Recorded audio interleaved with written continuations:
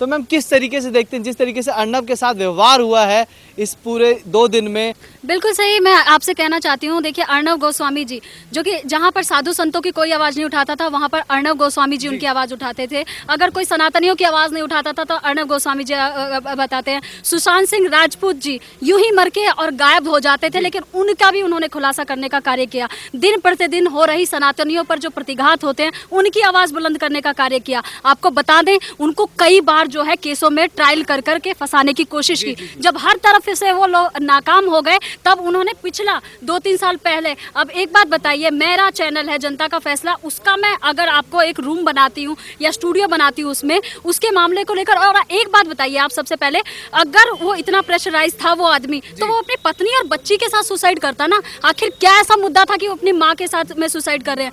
अगर गुमराही करना है आपको जनता को तो कोई और मुद्दा उठा लेते। अगर मैं एक अपना चैनल बनाती हूँ, उसका स्टूडियो बनाती हूँ, कि अगर मैं अपना स्टूडियो बनवाती हूँ, मैं उसकी पेमेंट में अगर थोड़ा बहुत डिले हो जाता है और वो सुसाइड कर लेता है तो मुझे भी अगर वो लगता है। और सबसे बड़ी बात, अगर वो वहाँ अर्नब गोस्वामी जी अगर 60, 70, 80 लाख रुपए का, अरे दिन में प्रतिदिन महीनों का 20 करोड़ रुपए का उनका टर्नओवर है, 60, 70, 80 लाख रुपए पैसे खा लेंगे और वो इतना प्रताड़ित हो जाएंगे कि वो सुसाइड कर लेंगे।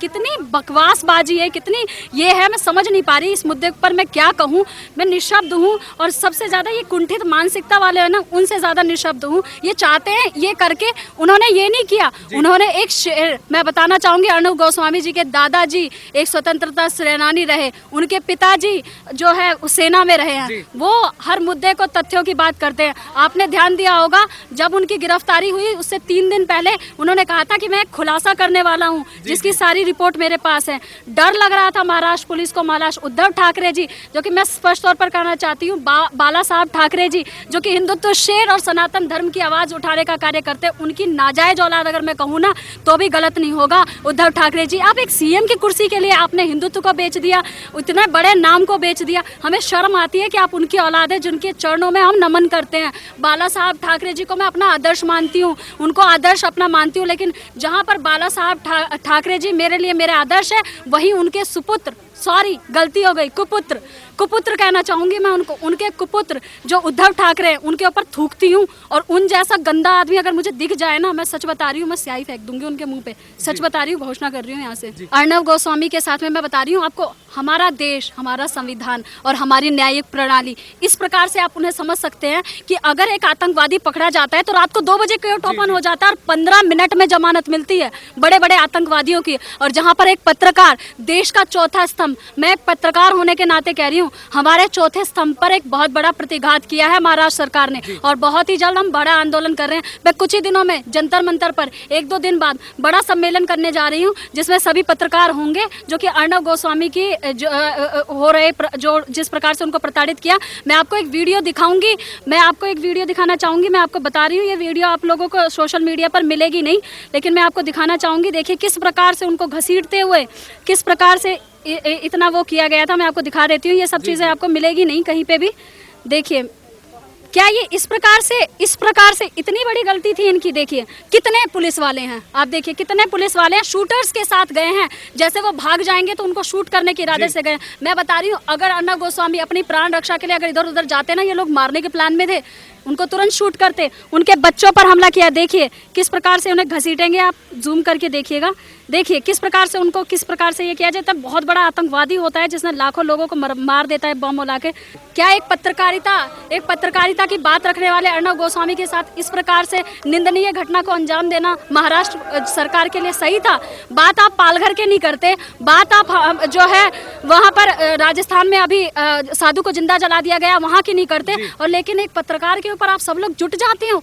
कभी वहाँ के एसीपी का इतना गंदा बयान आता है अर्नब के लिए। भारत के पत्रकार जिन्होंने सुशांत सिंह राजपूत केस की इन्वेस्टिगेशन की, उनकी बात रखी, उनको इन्होंने इतना प्रताड़ित किया। वो कह रहे थे मैं प्रताड़ित हो रहा हूँ, मुझे जेल हो जाएगी, मुझे बचाओ, ट्विटर पे बार बार ट्वीट कर रहे थे। बंद कीजिए, बंद कीजिए। मैं बता रही हूँ 5 साल की सत्ता है। इस प्रकार से अगर मैं तो कहती हूँ राष्ट्रपति शासन लागू होना चाहिए और वहाँ की सरकार को बर्खास्त करनी चाहिए और राष्ट्रपति शासन लागू होना चाहिए।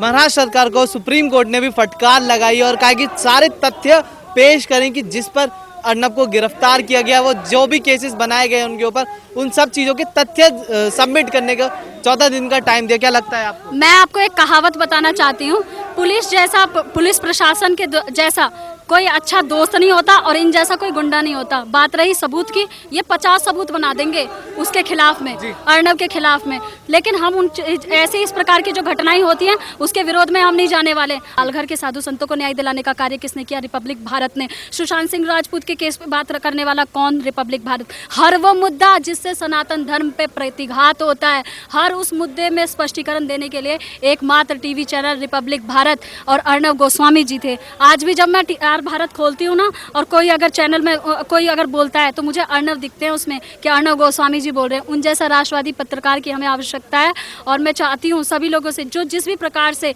शांतिपूर्ण अपना जो आंदोलन करना चाहें वो अवश्य करें, उनकी बात अवश्य रखें, क्योंकि अगर आप नहीं जागे, ये देश आपका है, यहाँ की जनता आपकी है, ये सनातन धर्म आपका है, अगर आप अब नहीं जागे तो आप कभी नहीं जाग सकते। अर्नब को न्याय दिलाइए। सभी देश के विभिन्न राज्यों से सुप्रतिष्ठित समाज सेवियों से मेरी मांग है, आगे आइए, क्योंकि एक ही शेर है, अगर इसको अगर कर दिया गया ना फिर कोई आवाज उठाने वाला पैदा नहीं होगा। जी जी जी मैम, जितने भी लोग थे जो कहते थे कि मीडिया की आवाज़ बीजेपी दबा रही है, प्रेस की आवाज़, प्रेस की आज़ादी छीन रही है बीजेपी सरकार, आखिर वो लोग जब अर्नब की गिरफ्तारी होती तब क्यों चुप हो जाते? जितने भी ये तक वाले चैनल हैं, जितने भी और बाकी चैनल, सब कोई एक बार ज़रूरी नहीं समझता अर्नब के साथ जो ज्यादती हुई है उसको दिखाना किसी ने ज़रूरी नहीं समझा, ना उस पर किसी ने बात भी करी एक बार भी।